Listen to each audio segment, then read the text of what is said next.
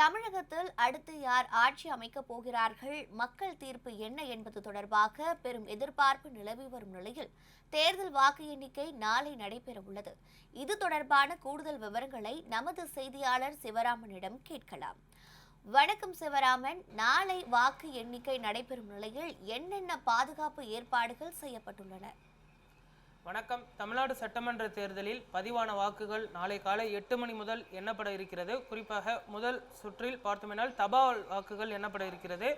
ஒவ்வொரு சுற்றிற்கும் இந்த வாக்குகள் எண்ணப்பட்டு பொது ஒலிபெருக்கி மூலம் அந்த தேர்தல் நடத்தும் அலுவலர் இந்த முடிவுகளை அறிவிப்பார் என்றும் எதிர்பார்க்கப்படுகிறது. ஒவ்வொரு தேர்தல் நடத்தும் அலுவலருக்கும் இதற்கான அந்த பொறுப்பானது அளிக்கப்பட்டிருக்கிறது. அதே போன்று 62 மையங்களில் இந்த வாக்கு எண்ணிக்கையானது நடைபெற இருப்பது குறிப்பிடத்தக்கது. தமிழ்நாடு முழுவதும் பலத்த பாதுகாப்பு ஏற்பாடுகளும் தற்பொழுது செய்யப்பட்டிருக்கிறது.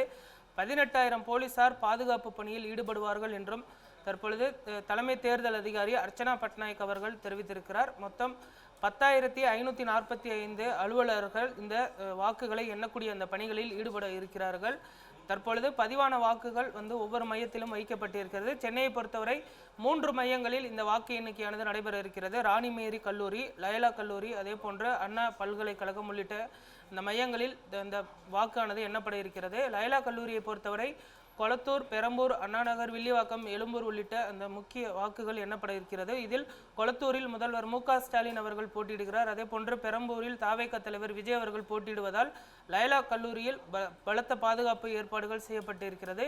இந்த முறை QR கோட் முறையிலான அந்த என்ட்ரியானது அளிக்கப்பட இருக்கிறது. வெளிநபர்கள் அத்துமீறி உள்ளே நுழைவதை தடுக்கக்கூடிய வகையில் இந்த QR கோடானது அளிக்கப்பட்டு அவர்கள் உள்ளே நுழைவதற்கு அனுமதி அளிக்கப்படும் என்றும், அதே போன்று தேவையற்ற நபர்கள் வாக்கு எண்ணிக்கை மையத்திற்கு முன்பு நின்று பிரச்சனைகள் செய்தால் அவர்கள் மீது கடும் நடவடிக்கை எடுக்கப்படும் என்றும் தற்பொழுது டிஜிபி சந்தீப் அவர்கள் அறிவித்திருப்பதும் குறிப்பிடத்தக்கது.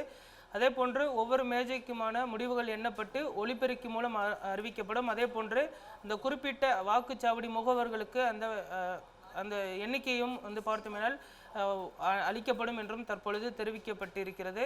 இதில் நுண் பார்வையாளர்கள் அவர்களும் பயன்படுத்தப்பட இருக்கிறார்கள். மொத்தம் 4,600 நுண் பார்வையாளர்களும், அதே போன்று ஒவ்வொரு வாக்குச்சாவடி மையத்திற்கும் வெளி மாநிலத்திலிருந்து தற்பொழுது பார்வையாளர்கள் வரவழைக்கப்பட்டிருக்கிறார்கள். 234 தொகுதிகளுக்கும் ஒவ்வொரு பார்வையாளர்கள் நியமிக்கப்பட்டிருக்கிறார்கள்.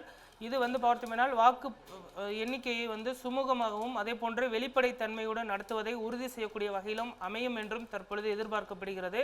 தேர்தல் ஆணையம் சார்பில் இந்த முறை பல்வேறு முக்கிய நடவடிக்கைகளும் எடுக்கப்பட்டிருக்கின்றன. தேர்தல் முடிவுகளை ECI நெட் என்ற அந்த மொபைல் செயலி மூலமும், அதே போன்று result.eci.government.in உள்ளிட்ட அந்த இணையதள முகவரி மூலமும் தெரிந்து கொள்ளலாம் என்றும் தற்பொழுது தெரிவிக்கப்பட்டிருக்கிறது. காலை 8 மணியிலிருந்து 8:30 மணி வரை தபால் வாக்குகள் எண்ணப்பட இருக்கிறது. ஒவ்வொரு மேஜையிலும் 500 தபால் வாக்குகள் வீதம் எண்ணப்படும்.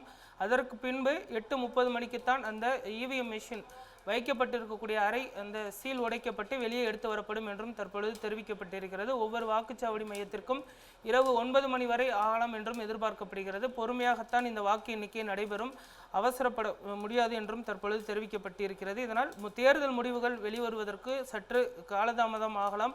ஒரு சில தொகுதிகளில் முடிவுகளை விரைவாக வெளியிடுவதற்கும் இந்த நடவடிக்கையானது தற்பொழுது எடுக்கப்பட்டு வருகிறது. இந்த முறை பார்த்தோமென்றால் திமுக மீண்டும் ஆட்சியை தக்க வைக்க வேண்டும் என்றும் முனைப்பு காட்டி வருகிறது. தாவேக பிரிக்கக்கூடிய வாக்குகள் என்பது எந்த கட்சிக்கு சாதகமாக இருக்கும் என்றும் எதிர்பார்ப்பானது எழுந்திருக்கிறது.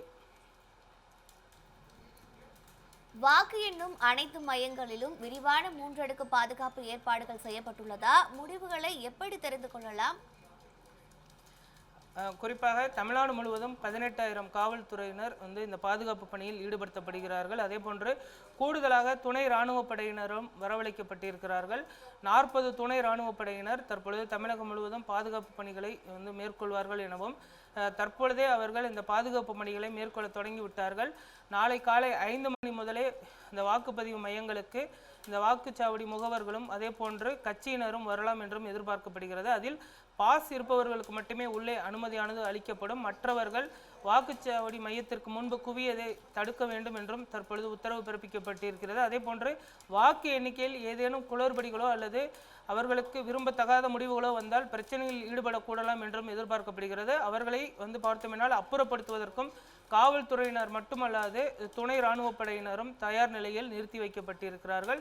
சென்னையை பொறுத்தவரை 3000 போலீசார் பாதுகாப்பு பணியில் ஈடுபட இருக்கிறார்கள்.